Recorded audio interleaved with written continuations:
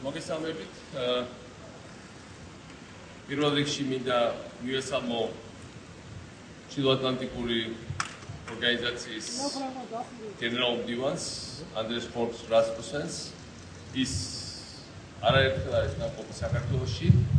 პირველად ის ჩამოვიდა აქ როგორც დანიის პრემიერ-მინისტრი 2008 წლის რუსეთის შემოჭრის შემდეგ და ჩვენ ძალიან კარგად გვახსოვს მისი სოლიდარობა, რომელიც მან გამოხატა ქართული ხალხის მიმართ, მისი ძალიან კვეთრი, ვაჟკაცური და ვაშური ძალიან ადამიანური განცხადებები სოლიდარობის ქართული ხალხის მიმართ.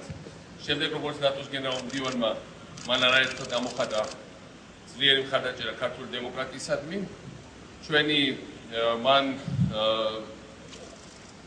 არაერთხელ გამოხატა მხარდაჭერა საქართველოს ნატოში ინტეგრაციის კუთხით. უნდა ითქვას, რომ მისი გენერალ-მდივანობის პირობებში საქართველოს გარკვეული პროგრესი განიცადა მიმართულებით. ჩვენ გადაგვიყვანეს ასპირანტ ქვეყანათა კატეგორიაში. ჩიკაგოს ჯერ ლისაბონის სამიტის და შემდეგ ჩიკაგოს სამიტის გამცხადებები საქართველოს ნატოში ინტეგრაციის თაობაზე იყო სულ უფრო მზარდი და სწორ მიმართულებით გადადგმული რიტორიკული მათ შორის ნაბიჯები. ამ შემთხვევაში რიტორიკას არ დიდი მნიშვნელობა. ხშირად ამბობენ, რომ ნატოში საქართველოს გაწევრიანება ძალიან ჭიანურდება. მე მესტა სკეპტიკოსებს უთხრა, რომ იმიტომ რომ ასეთი პროპაგანდა წამოვიდა, რომ აი ნატო არის როგორც ჰორიზონტი, რაც უფრო ახლოვდება, მით უფრო შორდება. ეს ასე არ არის. იმიტომ რომ ყველა ვიზიტი გენერალ-მდივნის საქართველოში. ყველა ჩამოსვლა ჩილოატლანტიკური საბჭოსი და მათ შორის ჩილოატლანტიკური საბჭო აქ ჩამოვიდა უშუალოდ 2008 წლის ომის შემდეგ. ყველა მინისტერიალი, რომელიც იმართება ბრიუსელში. ეს არის საქართველოს მეტი ინტეგრაცია ყველაზე ისტორიაში ყველაზე გავლენიან ყველაზე ძლიერ სამხედრო პოლიტიკურ ორგანიზაციაში. ეს არის მეტი დაახლოება. ეს არის შეიძლება არა იურიდიულად, მაგრამ პოლიტიკურად და უფრო მეტი უსაფრთხოების გარანტია საქართველოსთვის. ეს არის მეტი წმენის გამოხატულება საქართველოს გრძელვადიანი მომავლისათვის. იმიტომ რომ ჩვენ რა თქმა უნდა ძალიან გვიყვარს სტუბრები.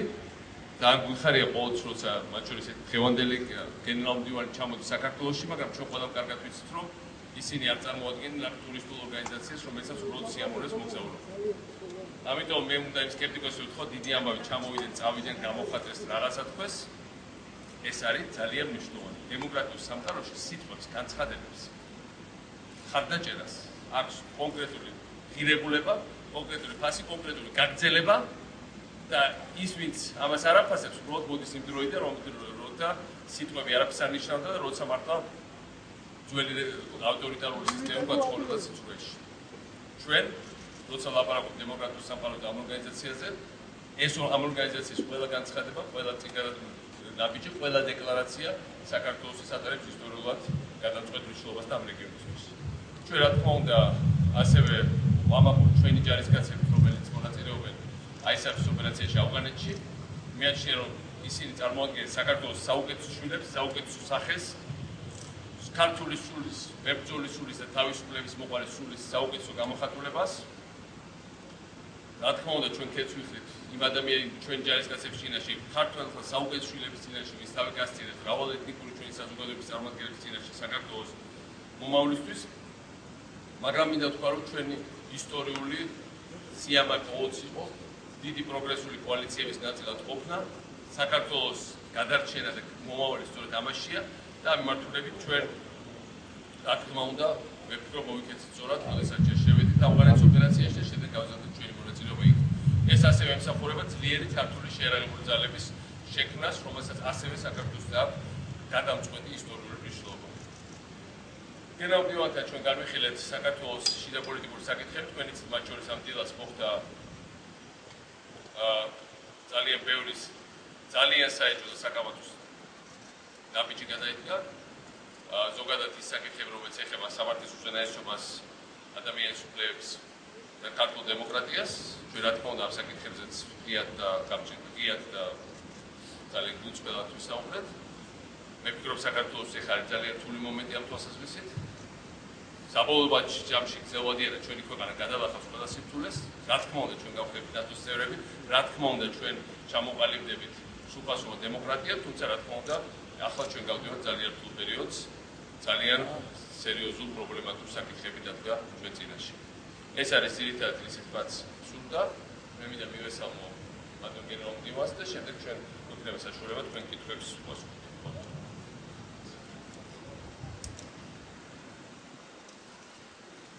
Mr. President, thank you for those kind words.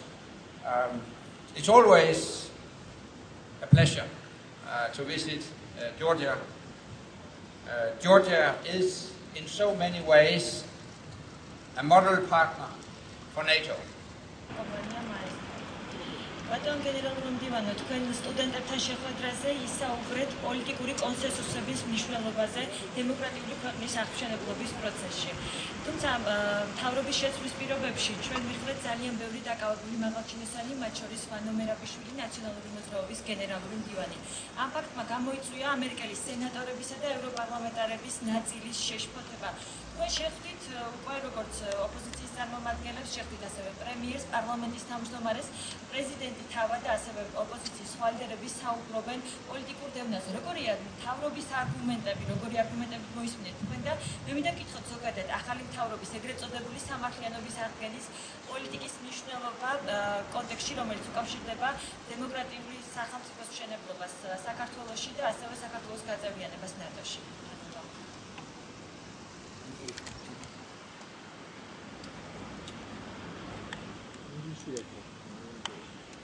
I want to make clear that we follow recent arrests of former government officials with great concern.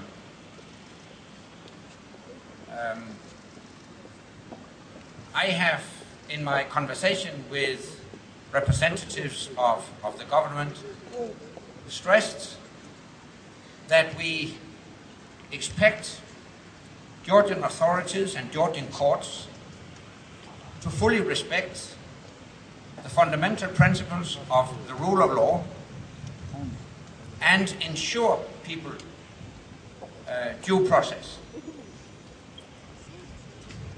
Let me stress that we are not going to interfere with these judicial processes, but it is crucial to avoid even the perception that these judicial processes are politically motivated. The government has assured me that such prosecutions will live up to respect for the rule of law. People will be ensured due process. The processes will be fully transparent, and we would expect Jordan authorities and Jordan courts to live up to those basic principles. I say this in very strong terms because while NATO is a military alliance, we are much more than that. NATO is also a community of values. A community of values based on freedom, individual liberty, democracy, the rule of law, respect for human rights, including rights of minorities.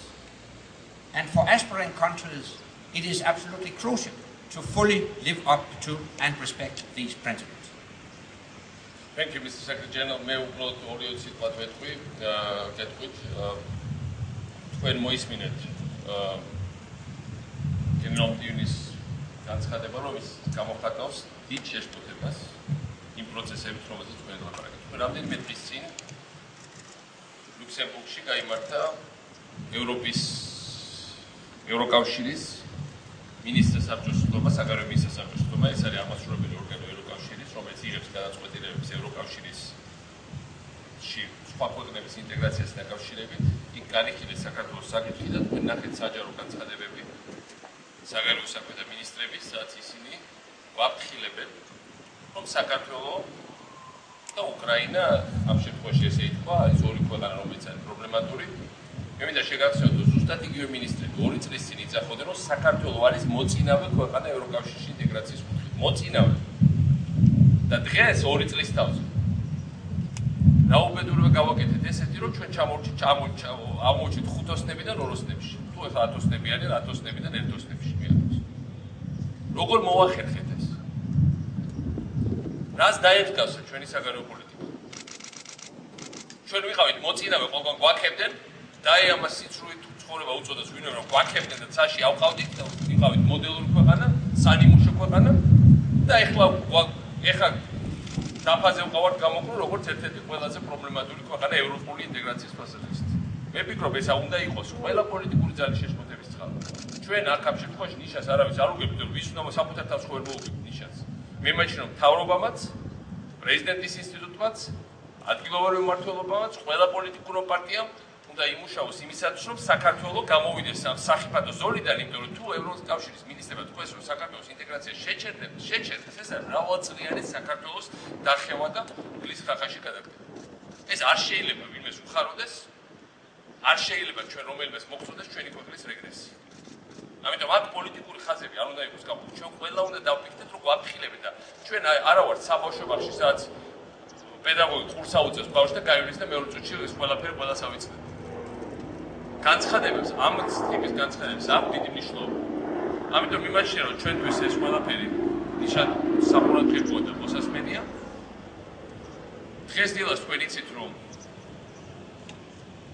რამდენიმე ათეული წევრი თბილისის საკრებულოს და თბილისის მერიის ქუჩებში დააკავეს და ხელბორკილებით ატარებდნენ, ათვალიერებდნენ ეთქობა საკუთარ ქალაქს, იძულების წესით.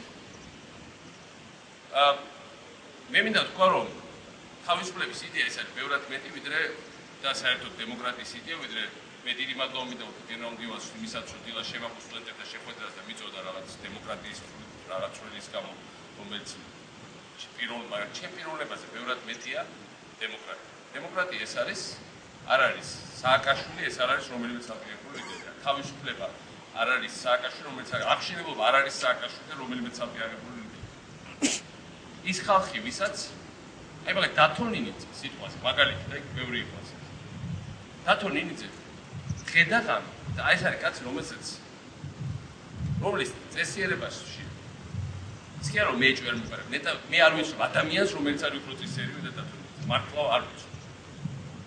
არის ინტელიგენტობის, წესიერების, სისუფთავის, ეფექტურობის ახალი საქართველოს მართლა აღშენებდა. ბოლო რამდენიმე წელიწად სადაც გვჭირდებოდა ჩვენ რაღაცა. დათო ნინიძე ჩნდებოდა თავის ნახაზებთან, არქიტექტორებთან ერთად და დათო ნინიძეს აპროექტებდნენ ახალი ბათუმი, ახალი ქუთაისი, ახალი სიღნაღი, ახალი მესტია, ახალი თელავი, ახალი ყვარელი, რომელი ერთი ჩამოთვალა. და თბილისი თლიანი. შეიძლება ახლა არ მოგწოდეთ ყვარელი, მესტია, გუშინ ერთმა გაურკვევლმა სუბიექტმა ეს ისაუბრა, რომ ეს ყველაფერი ყოფილა საზისხრო. ნუ კარგი. მაგრამ დათო ნინიძეს იჭერდნენ როგორც გელს, რომელიღაც მოსახვევში და ბორკილები მიათრევდეს რაღაცა, მართლა სირცხვილად და სამაძღვნო ლაქად დარჩება. ეს არა მხოლოდ იმ მთავრობას, რომელიც ამას აკეთებს. ჩვენ რომელიც ყველა ამ დროს ვიყავით და ამას უყურებთ. გულის ამრევი. და როცა ვლაპარაკობ თავისუფალ არჩევნებზე, ჩემი მეგობარი და ნაციონალურ მოძრაობის ერთ-ერთი მთავარი საპრეზიდენტო კანდიდატი იმ დროის რუსეთში დაჭრაებული იქნა. უკვე 37 დღეა ძალიან საკამათო ვლადებით რომ არსად არ გარბოდა. მე ძალიან კარგად ვიცი, უცხოეთში მომყვებოდა სპეციალურად დარჩა, იმიტომ რომ გამოძიებაში იყო დაბარებული, ოფიციალურ დელეგაციაში მიყავდა და იმით რომ გაიქცევა, დააკავეს და მე ხო ნამდვილად ვიცი რომ არსად არ მირბოდა. და ზის პატიმრობაში. Რა თქმა უნდა, ეს არის ნორმალური სიტუაცია. მე ვფიქრობ, რომ ყველა ამაზე უნდა დავფიქრდეთ. ჩვენ კიდევ ერთხელ ვიმეორებ, მე არავის არც ვიქიშმები, არც ნიშანს არ უგებ, არც რაღაცას არ ვცდილობ რაღაც პოლიტიკურ ქულები ან დაუწერო ან ვიღაცა შევუჩირო, უბრალოდ ყველანი დავაფიქრდეთ, რომ ჩვენ დემოკრატიას ჭირდება. დემოკრატია ეფუძნება ფასეულობებს, როგორც ვთქვათ.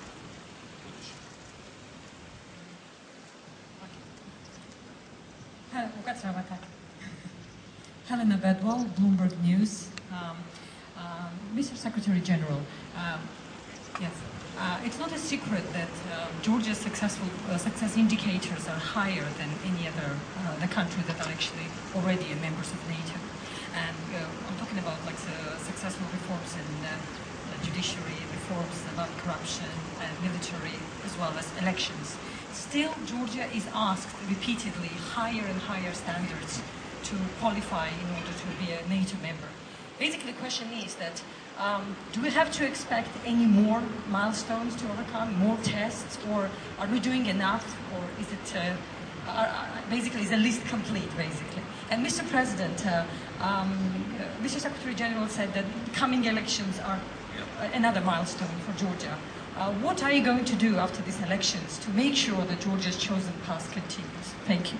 What did I tell? Not about the second question. What did I tell the first question? They will try to trick you now. To trick you on this things. That's a typical negative propaganda against NATO. That NATO comes up with new goals all the time. Keep us away. And I can assure you that there are no double standards. The requirements for Georgia will be absolutely the same as requirements for any other aspirant country. You have already made a lot of progress, and this is the reason why I have also publicly stated that Georgia has moved closer to NATO. But there is still work to do, and we all know that, and the Georgian authorities know that, when it comes to reforms of your military, when it comes to reforms of the judiciary, but also sustaining democracy, and of course the upcoming presidential elections are an important element in that. So we're not setting new higher standards. When Georgia meets the normal standards and live up to the normal requirements, then we have achieved our ultimate goal. And let me reiterate what we said in Bucharest 2008. Georgia will become a member of NATO once Georgia fulfills the necessary requirements.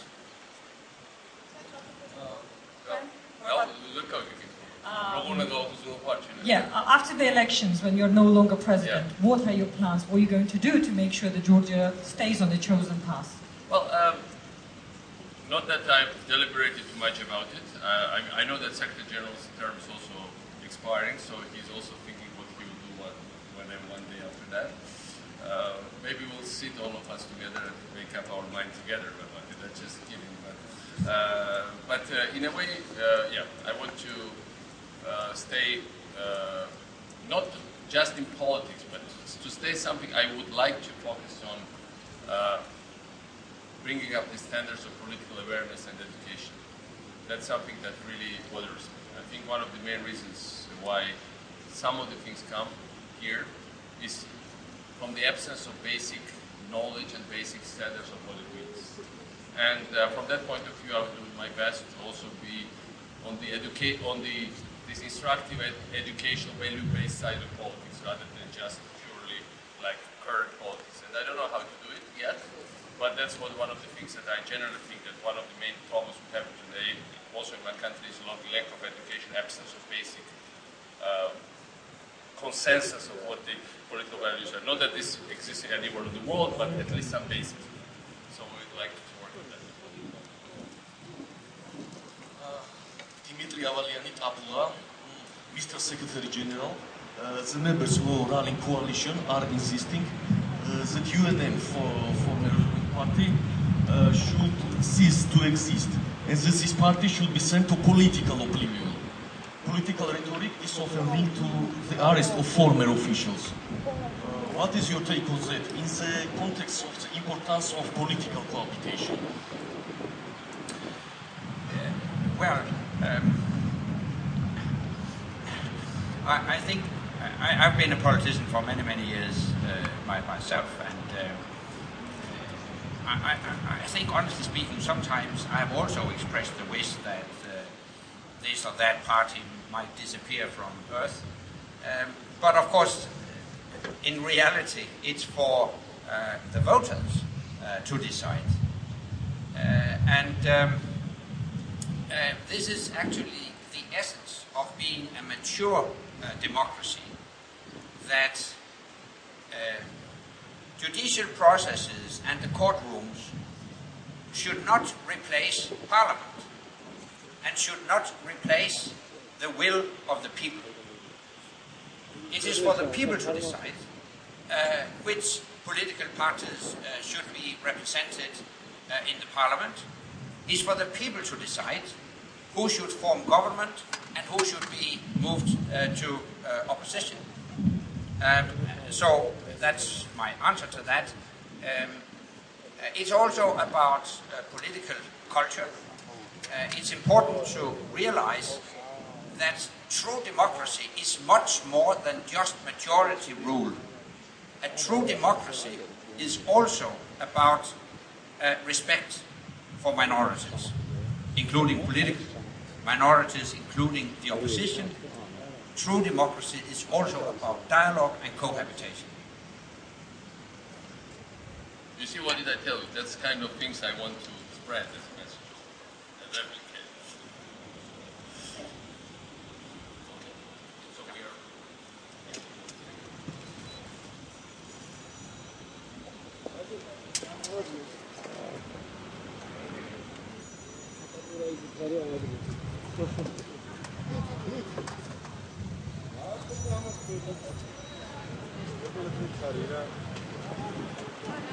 are